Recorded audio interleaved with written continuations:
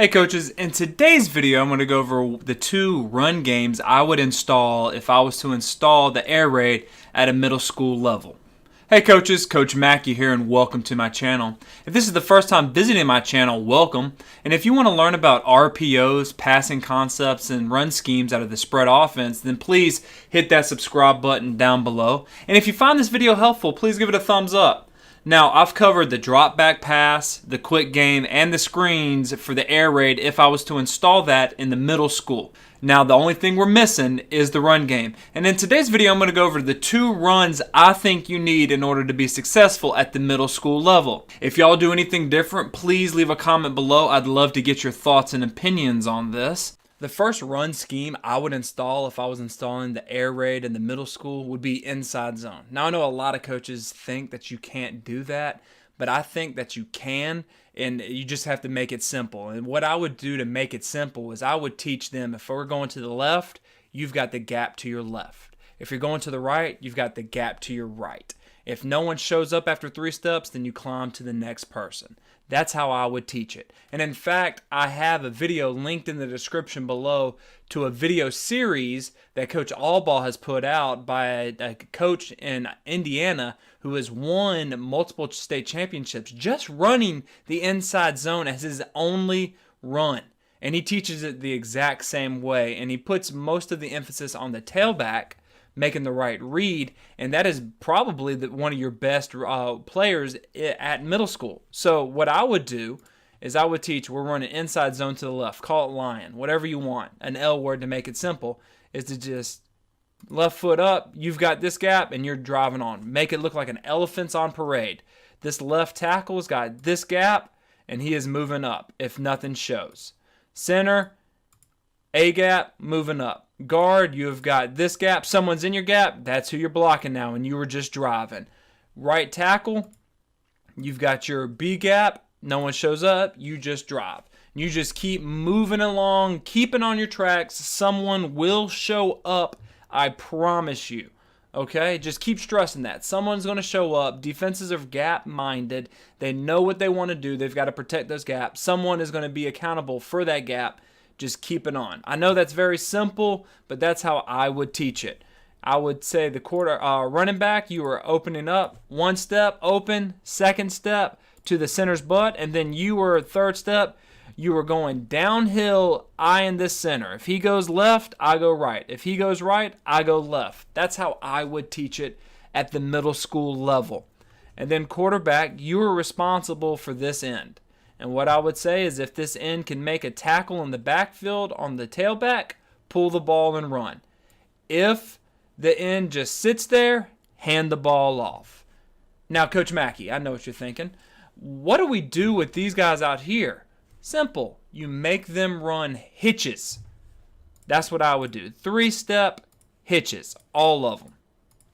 Why hitches? Because it ties in to the quick game. Because remember, backside of quick game, all the 2 routes are hitches. So the quarterback knows when he comes up, he is looking for grass. Can he throw it? So this is carryover from the quick game. And the quarterback gets up, he knows, okay, I have grass here. I'm going to catch, turn, and throw it. Okay, I have grass here. I'm going to catch, turn, and throw it. Or these corners are bailing, and these guys are right here in their face. Well, the quarterback knows, okay, I have grass on these outside guys, I'm going to catch, turn, and throw it. If not, if everything is, no grass is available, then the quarterback then knows, okay, I'm reading the end. It's that simple. You make everything and you teach everything pre-snap wise so that if once he eliminates that, then he only has to focus on one thing. The second run I would install in the middle school level if I was to run the air raid at middle school would be our pin and pull. Now, I will link to my videos that I have done previously on the pin and pull up above on a card, and down below I have a link to an ebook that I've done on going over the entire pin and pull scheme, and it's not that difficult. The general rule is this. Do you have someone head up to end outside of you? Yes, you block on. So head up to outside, yep, block on. Head up to outside, yep, block on. Do you have anybody head up to inside? No. Then you look back. Do you have someone in your backside gap? Yep. Then I'm a pin. So since he is pinning, now that means, okay, the center is pinning.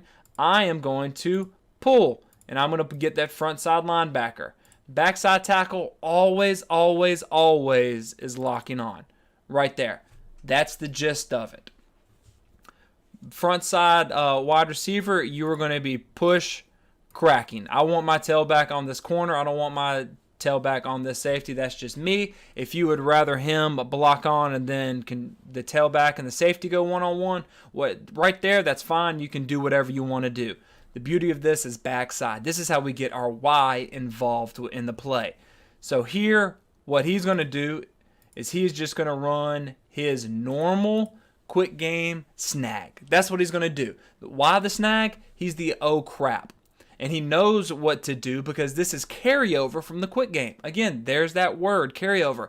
Everything we do in the air raid, the guys already know what they're doing, so we make it simple for them so they can keep getting reps over and over and over again. The F, what he's going to do is he's going to make it look like a key screen. He already knows what to do because he's done this over and over and over again. What the Y is going to do is the Y is going to run his stick route that he normally would in stick. So 4 steps inside, find the grass. He is there. Here's the guy that's head up to inside of him. So he is going to attack his inside shoulder and sit down. Again, nothing new is being learned. Everything is already been taught, is already being repped, so that the kids are getting multiple reps over and over again. What's the tailback do? He is just going to line up outside the tackle, and he is going to run his speed sweep. That's it. He's going to haul tail to the sideline. The quarterback's going to put it out there. Now, the quarterback is keying the first stand-up guy past the first level on the tailback side. So it's the linebacker. The first linebacker on the tailback side, that is who you're reading. If, when the ball is snapped, he crosses the center's face, the quarterback will pull and throw it. If he just sits there or shoots this gap, then the quarterback will just hand it off. It is that simple. Only thing the quarterback is responsible for is this linebacker right here. All right, coaches, those are the 2 runs I would install if I was installing the air raid at the middle school level. If you would do anything different, please leave a comment below. I'd love to hear from you guys. Y'all have some great ideas and comments and suggestions.